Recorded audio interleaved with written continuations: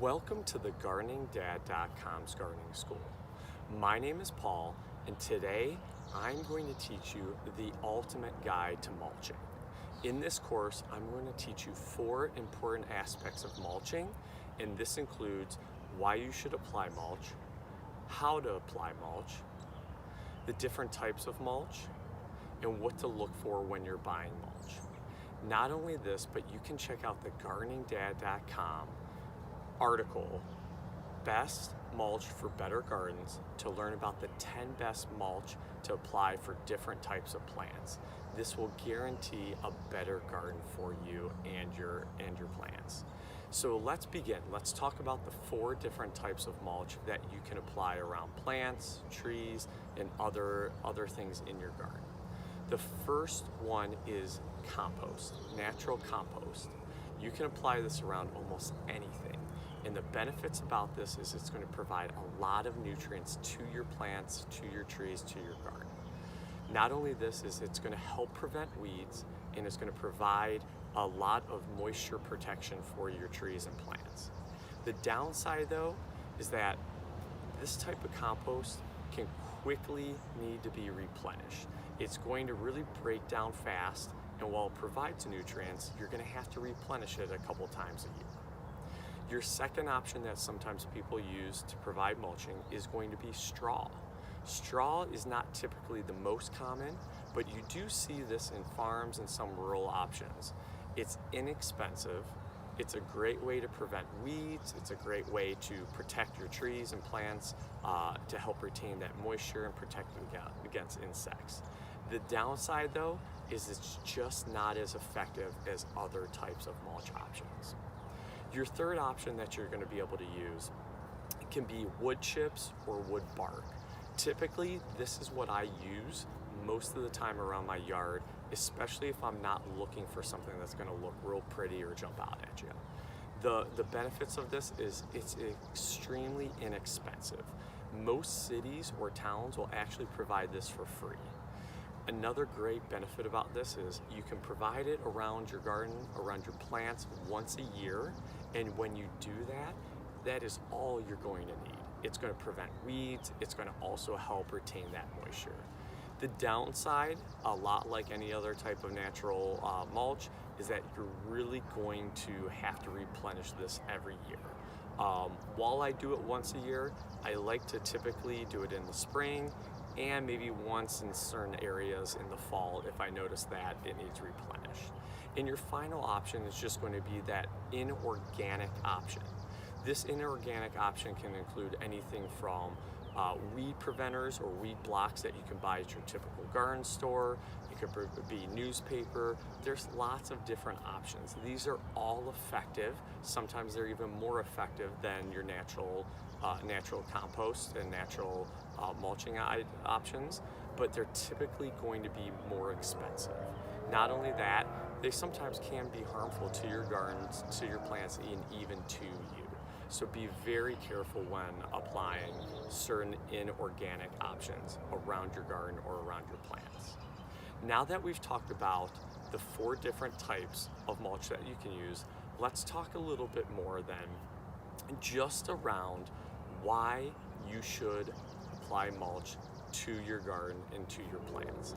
There's several different reasons, all very simple, all very beneficial. Number one, it's going to prevent weeds. I don't know about you. I don't care if you live in a rural area, if you live in the suburbs, if you live in the cities, weeds seem to follow me everywhere.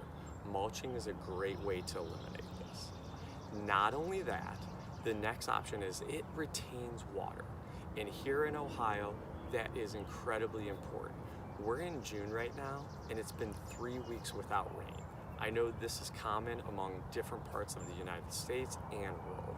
So if you want to retain water around those tomato plants, around those fruit trees, apply organic or inorganic mulch, and it will help retain that. Not only that, is it's going to detract harmful insects while attracting beneficial insects. You apply it around your tree, you don't have to worry about a lot of those harmful insects attacking it. Not only that, is it's going to provide a much better look. If you look around at gardens, at trees that have mulch, they just look nicer. It's a benefit that isn't great to your plants, right? Like this isn't something that's just gonna jump out and provide nutrients and things like that if you use, inorganic options, but it's going to have that nice aesthetic look to it. So those are just a few of the reasons of why you want to apply compost. Now let's talk around the third part of this course, and that's going to be what to look for when buying mulch. There's numerous things you want to look for when buying mulch. First and foremost is going to be price. There's a lot of different pricing options. Like we talked about, those inorganic options tend to be most expensive. The natural compost and the wood chips, they're either inexpensive or free. Now, again, it depends on how much mulch you want, but different sizes are going to have different costs. Obviously, the bigger the bag or the bigger the pile you get, the more expensive it's going to be. I highly recommend looking for Memorial Day, Father Day, and 4th of July sales. Those are great ways to get mulch at an inexpensive price. Not only that, you want to look about what that mulch is going to be made up of. Is it made up of wood chips? Is it made up of soil or different composting materials? Or is it inorganic? What are you trying to accomplish? That's another thing you want to take into account when buying mulch. And finally, you want to go with a brand that you know and that you support. There are a lot of different options out there, and for some people, it may not matter. For others, you may want to go with a type of brand that you use that you know works in the past. There's not a rhyme or reason. Just go with what you know works, or what, again, maybe gardening experts recommend, and I can help with that. So now that we've talked a little bit about these three parts of the course, let's just keep things simple and show you how to apply mulch. So I'm going to actually do a live demonstration. What I want to make sure though that you know is the first thing, you want to find your tree or plant that you want to apply mulch around. The second part, and I've already done this, is you want to make sure you go ahead and remove all the grass, everything around that tree. I like to go with about a 6-inch diameter. Some people go up to 12, some people go smaller. I just find 6 inches is the way to go. Once I do that, and I've already done it now, is you're going to want to apply, if you really want to prevent weeds, you're going to want to go ahead and apply some sort of weed block. I just use a very general one. It's just a fabric material I put over that, and it helps prevent the weeds, helps prevent those harmful insects. So first, remove the grass. Next, put some sort of weed block over it. And then finally, this is easy. You're gonna apply somewhere between 3 to 6 inches of mulch around your tree. It really depends on what you're trying to accomplish.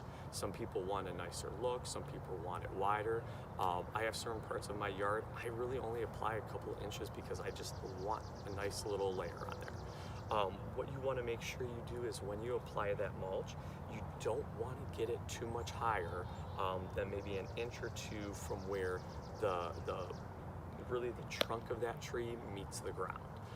Or if you're planting a vegetable, let's say we'll go with a tomato plant, where that root ball is planted into the soil, that nice even area, you want to go maybe an inch or two above that.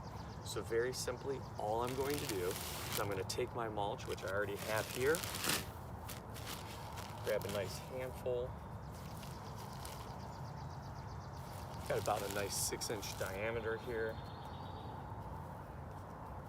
and I apply it right around that tree. Very simple, very easy on that piece. So again, you just want to apply a nice layer around the mulch to protect it, prevent weeds, and really keep that moisture in. So in this course, again, we covered 4 important areas of mulching. Why you should apply mulch, how to apply mulch, the 4 different types of mulch, and what to look for when buying mulch. And again, you can check out the gardeningdad.com's article, 10 Best Mulch for Better Gardens, to learn more about the types of mulch you want to apply to specific plants. Thank you very much for watching this course. I appreciate you watching this video and all the other videos. Please like, subscribe, and share with your friends. And thank you, and happy gardening.